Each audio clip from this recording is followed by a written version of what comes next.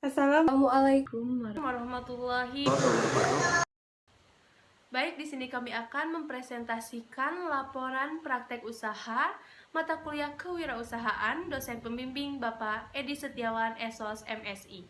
Kami dari kelompok 2 kelas semester 6A.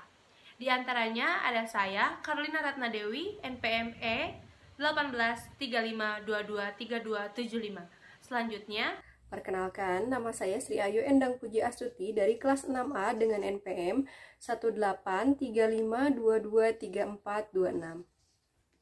Perkenalkan, nama saya Katri Sri Mulyati dengan NPM 18352232276. Perkenalkan, nama saya Fitriani dengan NPM 18352232253. Perkenalkan, nama saya Ose Pedaya dari kelas 6A dengan NPM 1835223353. nah setelah perkenalan, kita langsung saja ke presentasi yang pertama, yaitu tentang logo, brand usaha, dan strategi teknik pemasaran yang akan dipresentasikan oleh saudari Sri Ayu Endang Pujiastuti. Untuk itu, disilahkan. Baik, di sini saya sebagai pemateri pertama dari kelompok 2 untuk membahas laporan praktek usaha. Nah, di sini saya akan membahas tahap ke-1 dari praktek usaha yang kami jalankan, yaitu tahap perencanaan. Nah, kelompok kami di sini membuat suatu produk, yaitu produk makanan ringan. Nah, tahap perencanaan tersebut yang pertama yaitu kita membuat logo usaha. Nah, di sini kita membuat sebuah logo yang melambangkan gambar sebuah roti yang diberi nama roti receh dan memiliki arti dari gambar-gambar tersebut. Nah, arti dari logo tersebut adalah roti tawar yang melambangkan sebuah bahan makanan yang akan kami produksi. Nah, warnanya pun memiliki arti tertentu. Warna yang kami gunakan di dalam penulisan logo ini yaitu warna kuning.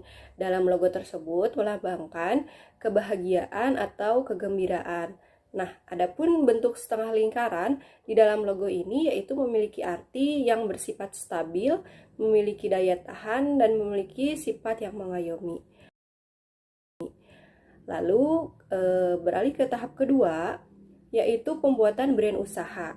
Nah, nama brand usaha yang akan kami jalankan ini yaitu bernama Roti Receh. Nah, adapun maksud dari nama Roti Receh tersebut adalah menggambarkan suatu produk olahan roti yang dijual dengan harga relatif murah atau dalam bahasa gaul di anak zaman sekarang yaitu dengan harga recehan.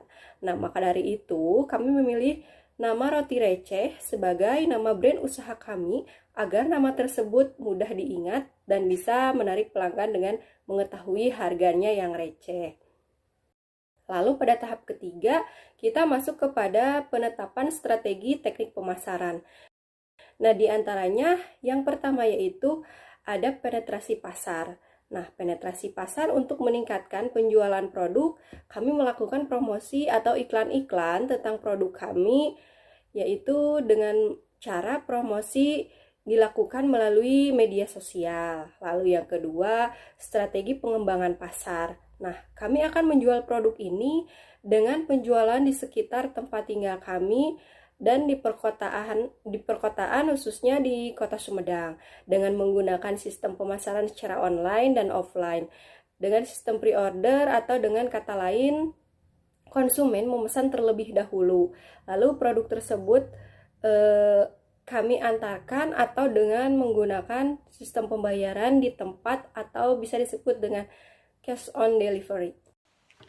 Setelah presentasi yang pertama, kita lanjutkan ke presentasi yang kedua yaitu tentang strategi penetapan segmentasi pasar dan juga penetapan harga yang akan disampaikan oleh saudari Katri Sri Mulyati. Untuk itu, disilahkan. Di sini saya akan melanjutkan pemaparan materi yang telah disampaikan oleh rekan saya, Sri Ayu, mengenai penetapan strategi teknik pemasaran. Yang ketiga, strategi pengembangan produk. Di sini kami memusatkan menjual roti crispy dengan berbagai macam varian rasa. Ada coklat lumer, keju mozzarella, ayam mercon, dan sosis. Sebagai pelengkap makanan siap saji yang kami jual, kami juga telah mengembangkan produk dengan menambah varian rasa, yaitu rasa spesial. Di mana rasa spesial ini adalah gabungan dari 2 topping, yaitu keju, mozzarella, dan ayam mercon. Ternyata setelah kami melakukan strategi ini, rasa ini banyak diminati oleh para konsumen. Yang keempat yaitu media. Teknik pemasaran yang kami lakukan yaitu melalui media offline dan online. Dalam media online, kami melakukan pemasaran melalui sosial media WhatsApp dan Instagram. Sedangkan melalui media offline, kami melakukan promosi secara langsung kepada orang-orang yang kami kenal. Segmentasi pasar. Strategi segmentasi pasar yang kami terapkan dari produk ini yaitu dilihat dari berbagai aspek, yaitu demografi, geografi, psikografi, behavioral, dan individual. Segmentasi pasar dari produk yang kami jual itu bisa semua kalangan, dimulai dari kalangan anak-anak, dewasa, dan kalangan orang tua, dengan jenis kelamin baik itu perempuan ataupun laki-laki. Karena produk ini aman untuk dikonsumsi semua kalangan serta mengandung gizi yang baik bagi semua kalangan. Kami melakukan pemasaran di daerah kota, khususnya kota Sumedang, dengan menggunakan media sosial. Penetapan harga. Di sini kami menggunakan cost-based pricing, di mana kami menetapkan harga berdasarkan biaya atau modal yang kami gunakan. Di sini modal yang kami keluarkan yaitu sebesar Rp100.000 dengan produk yang dihasilkan sekitar 26 pieces. Produk yang kami jual, satu piecesnya yaitu Rp5.000. Jika diperhitungkan, maka 26 pieces dikali Rp5.000 yaitu Rp130.000. Rp130.000 dikurangi modal Rp100.000 yaitu Rp30.000. Maka kami akan mendapatkan keuntungan sekitar Rp30.000. Akan tetapi setelah kami melakukan pre-order kedua, pembuatan produk yang kedua, kami hanya mengeluarkan modal sebesar Rp50.000. Itu dikarenakan ada beberapa bahan yang memang bisa digunakan untuk beberapa kali pembuatan produk. Dan itu membuat kami mendapatkan keuntungan yang lebih dari yang kami perkirakan. Selanjutnya, pemateri yang ketiga yaitu tentang proses produksi yang akan disampaikan oleh Saudari Fitriani. Untuk itu, disilakan. Di sini saya akan membahas bagian dari produk kami, yaitu bagian bahan-bahan dan proses produksi. Untuk proses produksi, kami lakukan di salah satu tempat rumah anggota kelompok kami. Kami membuat produk sesuai dengan pesanan konsumen yang telah kami iklankan atau open PO di sosial media. Di sini saya akan membahas terkait pembuatan roti receh. Adapun yang pertama, kita harus menyiapkan bahan-bahannya terlebih dahulu. Bahan-bahannya yaitu 1. Ada bawang merah, ada bawang putih, cabai, penyedap rasa, tepung roti atau tepung panir, telur, roti tawar, mayones, wortel, kentang, ayam, coklat, mozzarella, terigu, saus sambal, dan saus tomat. Untuk pengelolaannya, nah kita lanjut ke proses produksi. Seperti apa sih proses produksinya? Untuk pengelolaannya, pertama-tama kita siapkan untuk topping varian rasanya. Ada ayam, mozzarella, dan coklat. Untuk varian rasa ayam, kita rebus terlebih dahulu ayam yang sudah kita cuci bersih selama 25 menit. Setelah ayam matang, kita suir-suir, kita siapkan bumbu-bumbu untuk kita menumis ayam tersebut. Bumbu-bumbunya ada bawang merah, bawang putih, cabai, dan penyedap rasa. setelah kita tumis ayamnya, kita siapkan roti tawarnya, lalu masukkan ayam yang tadi sudah kita suwir dan kita tumis, lalu lipat persegi panjang. Pinggirnya tekan-tekan pakai garpu biar tidak berlepotan. Nah, untuk presentasi yang keempat ini yang akan dipresentasikan oleh saya tentang proses distribusi dan transaksi. Baik, di sini saya akan melanjutkan presentasi dari Fitriani, yaitu bagaimana proses distribusi dan transaksi usaha yang kami jalankan. Yang pertama, proses distribusi. Untuk proses pendistribusian produk kami melakukan proses secara langsung, di mana kita melakukan pendistribusian langsung kepada pembeli.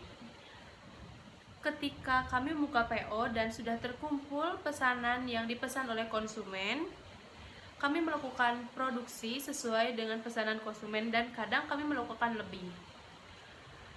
Dan setelah produk selesai dibuat, kami melakukan COD atau kami mengantarkan langsung kepada konsumen kami. Selanjutnya proses transaksi yang kami lakukan yaitu secara langsung, di mana ketika kita melakukan COD atau kita mengantarkan langsung kepada konsumen, disitulah konsumen membayar pesanannya. Dan selanjutnya yaitu pemasaran produk secara online. Ada banyak cara untuk memasarkan produk secara online, yaitu dengan berbagai iklan di sosial media yang akan menarik atau dilihat oleh banyak orang dan membuat orang membeli atau penasaran dengan produk kami dengan iklan-iklan yang telah kami buat di sosial media tersebut. Proses transaksi yang dilakukan tentu dengan cara COD, cash on delivery, sesuai dengan keinginan konsumen, atau bisa menggunakan jasa antar lainnya. Pembayaran bisa dilakukan secara langsung atau transfer.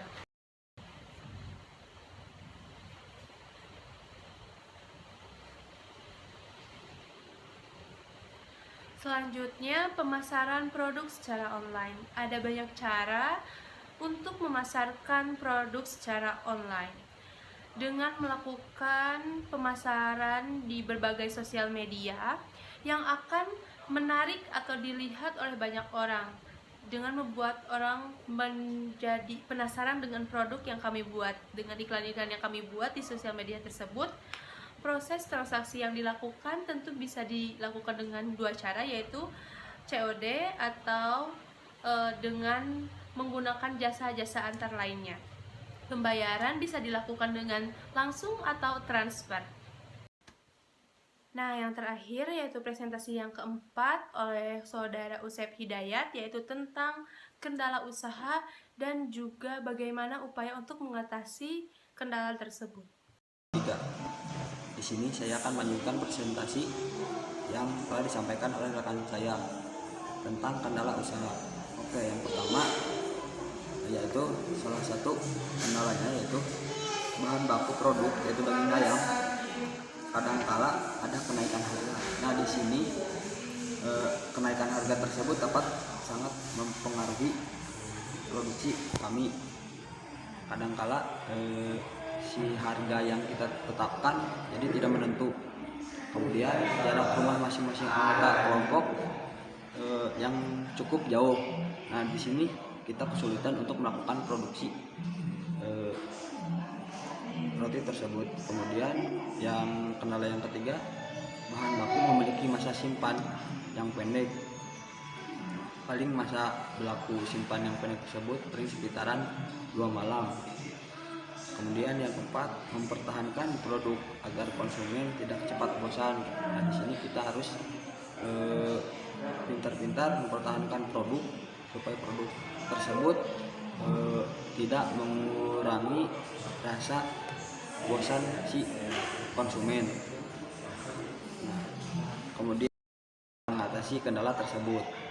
Upaya yang pertama, dalam upaya mengatasi kendala tersebut, kami mencoba menambah varian rasa, yaitu dengan mencampur isi ayam, mercon dengan sayuran yaitu wortel dan kentang agar penggunaan daging ayam tidak terlalu banyak.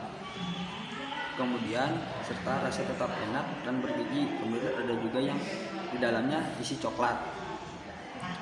Kemudian yang dalam upaya yang kedua yaitu silih bergantian dalam menjadi tuan rumah produksi. Nah, di sini jadi kita sekalian silaturahmi antar anggota kelompok.